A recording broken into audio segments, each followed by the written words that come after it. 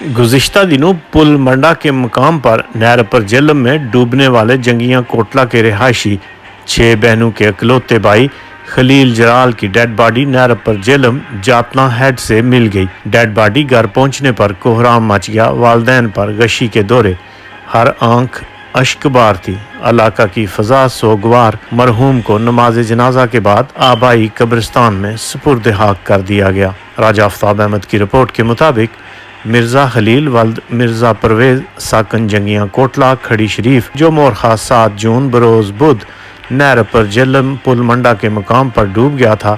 मसलसल 6 रोज़ तक search operation के बाद बिलाहर मोरखा 12 जून रात 8:30 बजे नहर पर जेहलम जातला हेड के मकाम से डेड बॉडी मिल गई। इत्तला मिलने पर मकामी पुलिस भी मौका पर पहुंच गई।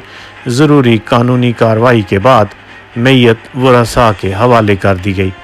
इस सर्च ऑपरेशन में अजीज़ व कारब, अहले मोहल्ला और रेस्क्यू टीम के अलावा इलाकाई तंजीमों ने भी बढ़ चढ़ कर हिस्सा लिया।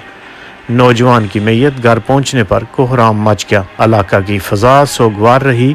मरहूम को नमाज जनाजा के बाद आहूं और सिस्कियों में आबाई कब्रिस्तान जंगिया कोटला में सुपुर्द हाक कर दिया गया। नमाज जनाजा में अजीज़ व कारब, सियासी व समाजी शख्सियात समेत हर मकतबा फ़िक्र के अफराद ने बड़ी तादाद में शिरकत की।